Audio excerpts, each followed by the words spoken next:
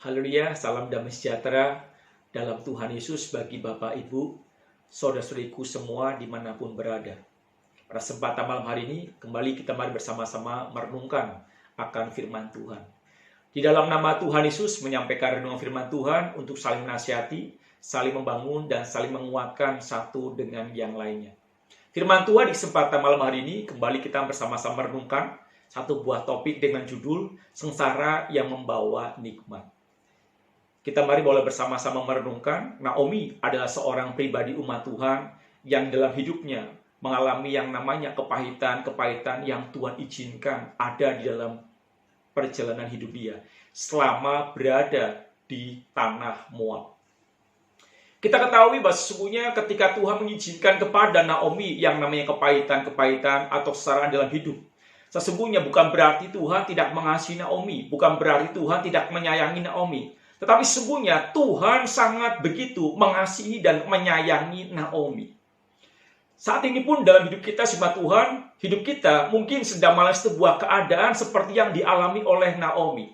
Yaitu kita harus mengalami yang namanya kepahitan demi kepahitan, kesengsaraan dalam hidup kita, sehingga kita mungkin pernah berpikir, kenapa Tuhan mengizinkan kesengsaraan menghampiri kita, kepahitan hidup selalu mendera kehidupan kita.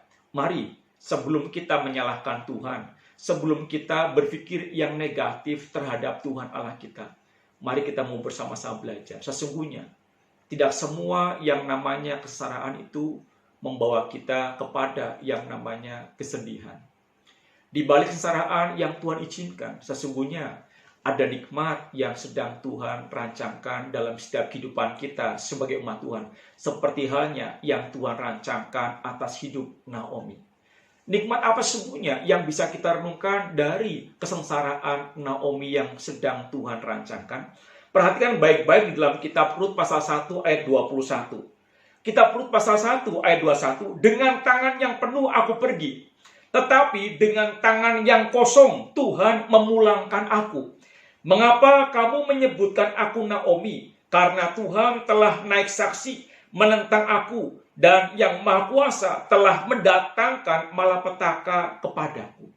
Jadi dari sini sungguhnya kita boleh melihat satu buah ungkapan yang luar biasa dari seorang umat Tuhan yang bernama Naomi. Bahwa di balik kesengsaraan yang ia hadapi, sesungguhnya dicatatkan dalam ayat 21, dengan tangan yang penuh aku pergi, dengan tangan yang kosong Tuhan memulangkan aku. Ketika Tuhan memulangkan Naomi, dicatatkan dengan jelas, yaitu dengan tangan kosong. Artinya apa? Dengan kesengsaraan, dengan kesesakan, dengan kepahitan hidup, Tuhan memulangkan Naomi. Artinya apa? Kesengsaraan, kesesakan, kepahitan hidup yang dialami oleh Naomi itulah sesungguhnya yang membuat Naomi ingat kepada Tuhan.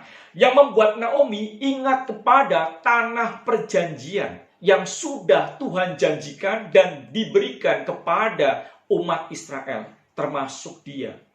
Jadi hari ini, inilah sungguhnya nikmat pertama yang Tuhan rancangkan atas hidup Naomi melalui kepahitan atau kesengsaraan hidup yang ia alami. Yaitu sesungguhnya Tuhan sangat mengasihi Naomi dengan jalan menuntun membawa Naomi pulang ke tanah perjanjian. Dengan tangan yang kosong Naomi diingatkan. Untuk apa? Kembali ke tanah perjanjian. Bapak Ibu yang terkasih dalam Tuhan Yesus, kelimpahan, kesuksesan kadang sering membuat kita lupa. Lupa kepada Tuhan, lupa kepada tempat kita, lupa kepada asal-usul kita, dan lupa akan jati diri kita. Jadi hari ini ketika Tuhan memberikan kepada kita kelimpahan, sesungguhnya kita harus selalu mawas diri, jangan sampai kita lupa. Karena apa? Ketika kita lupa, berarti kita sedang berada dalam satu buah zona yang sangat mengerikan dalam kehidupan kita. Dan melalui kesengsaraan, kepahitan hidup yang dialami oleh Naomi, sesungguhnya Tuhan sedang mengingatkan Naomi. Untuk apa? Untuk kembali kepada Tuhan, kembali ke tanah perjanjian. Dicatatkan ketika Tuhan mengambil segala harta benda Naomi, suaminya, anak-anaknya, dan segala harta miliknya. Disitulah kemudian Naomi ingat kepada Tuhan. Ingat kepada tanah perjanjian dan kembali kepada Tuhan dan kembali ke tanah perjanjian. Hari ini pun kita harusnya selalu boleh belajar kepada Yakub dan Yusuf. Ketika Yakub dan Yusuf berada di tanah Mesir, penuh dengan segala macam kelimpahan, kenikmatan, dan kesenangan duniawi, di akhir hidup mereka, yaitu Yakub dan Yusuf, dicatatkan dengan jelas bagaimana sekalipun Yakub dan Yusuf tinggal di Mesir dengan segala kelimpahan dan kemewahan, dicatatkan Yakub dan Yusuf tetap ingat akan tanah perjanjian yang sudah Tuhan berikan kepada mereka.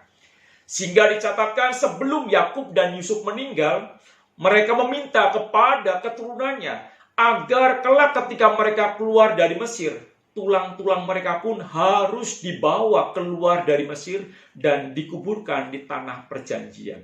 Hari ini, sekalipun hidup kita penuh dengan yang namanya kesengsaraan, kepahitan yang Tuhan izinkan menghampiri kita. Mari, sesungguhnya Tuhan sedang menuntun kita untuk kembali kepada Tuhan. Mengingatkan kita kepada apa pengharapannya sesungguhnya dalam hidup kita, yaitu apa? Tanah air surgawi yang sudah Tuhan janjikan dan sediakan bagi kita. Oleh karena itulah penulis kitab Ibrani pasal 11 ayat yang ke-6, Ibrani 11 ayat yang ke-6 mengatakan apa? Ibrani pasal 11 ayat yang ke-16. Ibrani pasal 11 ayat yang ke-16 mengatakan, Ibrani 11 ayat 16, tetapi sekarang mereka merindukan tanah air yang lebih baik, yaitu satu tanah air surgawi. Sebab itu Allah tidak malu disebut Allah mereka, karena Ia telah mempersiapkan sebuah kota bagi mereka.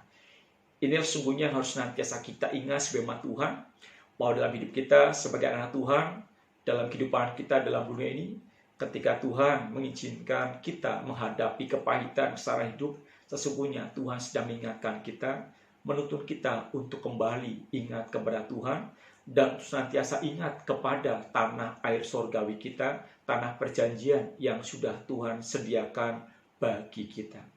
Jadi hari ini, inilah perkara yang pertama, sengsara yang membawa nikmat yang Tuhan rancangkan atas hidup Naomi. Salam sehat selalu. Di kesempatan yang akan datang, kita akan melanjutkan perkara selanjutnya. Tuhan Yesus memberkati kita semuanya.